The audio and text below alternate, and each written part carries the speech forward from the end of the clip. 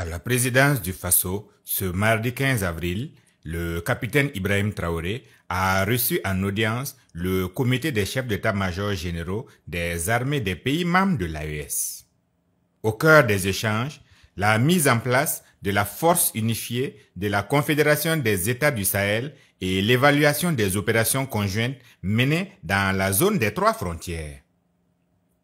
Le général de division Oumar Diarra, chef d'état-major malien, a salué les orientations du chef de l'État, affirmant qu'elles renforcent la détermination des armées à faire face aux menaces terroristes. Le président du Faso, le chef de l'État, qui a bien voulu nous accorder une audience, nous les chefs d'état-major de l'AES, pour permettre de lui faire le compte-rendu des conclusions de notre rencontre. La semaine dernière, il y a les expressions réunies, donc les chefs d'état-major se réunissent aujourd'hui, faire le compte-rendu de notre rencontre et recueillir ses orientations et ses directives.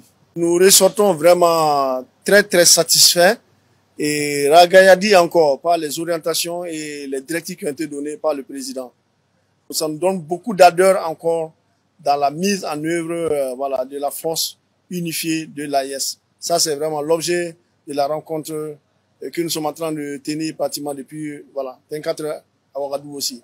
On a eu aussi à rendre compte au président de l'examen du protocole additionnel de la force de l'AES et aussi le rétexte des 2 opérations Yeroko 1 et Yeroko 2 que nous avons menées dans la zone des 3 frontières et les perspectives des autres opérations qui sont en train de planifier. Et pour dire encore que l'AES marche, et la force de l'AES marche, en marge de la rencontre des chefs d'état-major des armées de l'AES à Ouagadougou, présentement depuis 48 heures à Bamako, il y a la rencontre des chefs d'état-major de l'armée de l'air de l'AES qui se tient à Bamako actuellement pour mutualiser les moyens aériens en mesure de défendre notre espace commun. Nous sommes dédiés, nous sommes déterminés et pour rassurer comme quoi la force de l'AES est en train de monter en puissance. Les terroristes changent de mode d'action quotidiennement. Et nous venons de recevoir vraiment des orientations très claires avec le président du Faso. Nous aussi nous montons en puissance et nous nous adaptons à ce mode d'action. Et je puis dire que vraiment la victoire est au bout, au profit des forces de l'AES.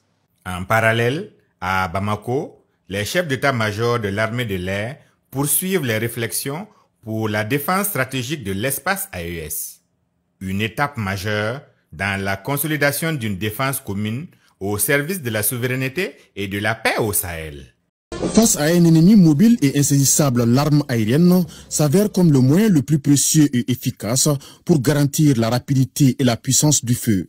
C'est cette conviction qui anime les chefs d'état-major des armées de l'air de l'AES qui sont à Bamako pour quelques jours pour planifier la coopération aérienne au sein de l'espace AES en vue d'une défense aérienne intégrée au Sahel. Les composantes aériennes ont été amenées à se concerter davantage, à s'intégrer davantage, à mettre en commun et mutualiser leurs moyens, leurs efforts, leurs capacités pour au final arriver à accomplir les missions qui nous sont données par les autorités de la Confédération. Première du genre, cette réunion hautement symbolique et stratégique marque une volonté affirmée des 3 pays membres de l'AES de renforcer et de consolider leur coopération militaire, notamment dans le domaine aérien. Ça nous a paru important de se retrouver pour discuter de vive voix des challenges communs que nous avons, pour discuter de la collaboration que nous pouvons avoir entre nos différentes armées, pour voir comment nous pouvons mutualiser nos moyens, comment nous pouvons mutualiser les efforts pour être en mesure de répondre mieux aux attentes des hommes sur le terrain, des populations et de la lutte de façon générale contre le terrorisme. Cette rencontre va jeter les bases de la mise en œuvre de la composante aérienne de cette force unifiée. Mais au-delà de tout ça, c'est aussi pour capitaliser tous les résultats qui ont été engrangés au niveau de la coopération, qui nous a permis d'infliger de lourdes pertes à nos ennemis La cérémonie d'ouverture de la réunion, qui s'étend sur quelques jours, a enregistré plusieurs officiers supérieurs de l'armée malienne, mais aussi les chefs d'état-major de l'armée de l'air, du Burkina Faso et du Niger, tous deux accompagnés d'une forte délégation.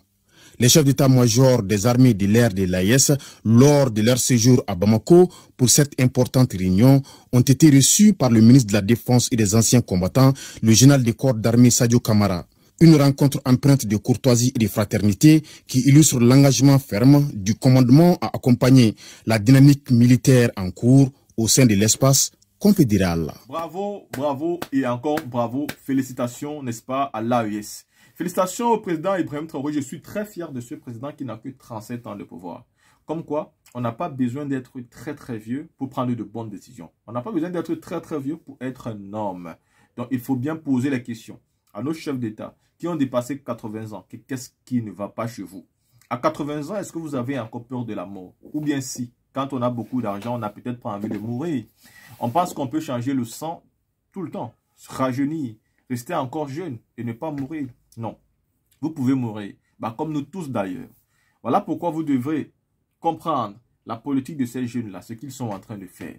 Regardez aujourd'hui ce que Ibrahim Traoré fait. C'est un jeune, comme nous tous, un très jeune. À 37 ans, il prend de bonnes décisions. L'AES aujourd'hui veut unifier une armée qui sera prête à répondre à toute attaque, peu importe où cette attaque viendra. Mais imaginons-nous si finalement, cette armée où nous venons de voir ici tous les chefs d'état-major qui ont été reçus, n'est-ce pas, par le président Ibrahim Traoré, si elle est mise en place, qui pourra encore nous faire peur?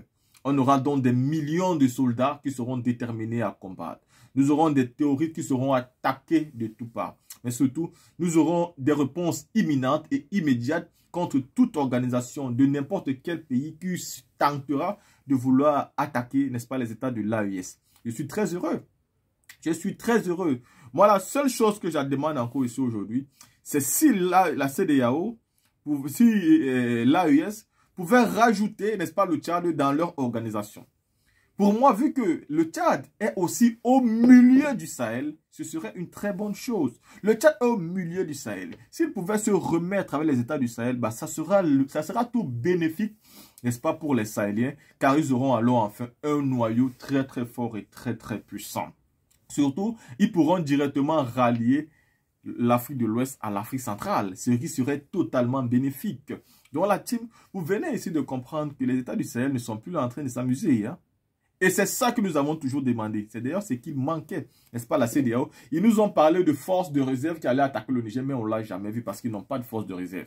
Pour constituer cette force de réserve, il fallait que la Côte d'Ivoire envoie 1000 soldats, le Ghana 1000 soldats, l'autre État 1000 soldats, là-bas 1000 soldats, pour que tous ces soldats donnent un nombre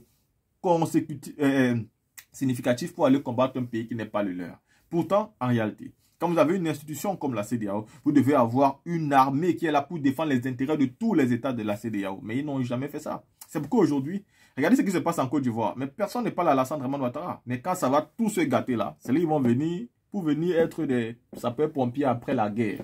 Venir éteindre le feu alors qu'ils avaient tout le temps. C'est maintenant qu'il faut faire les choses. Si vous ne faites pas ça maintenant, vous ne ferez ça jamais. La team, vous venez donc de comprendre ici que l'AES n'est plus comme les autres États. L'AES est vraiment une confédération qui aura une armée forte prête à défendre les intérêts de tous les citoyens, les biens et tout ce qu'il y a dans l'AES. Et qui ne se laissera jamais intimider par personne et par aucun État dans le monde.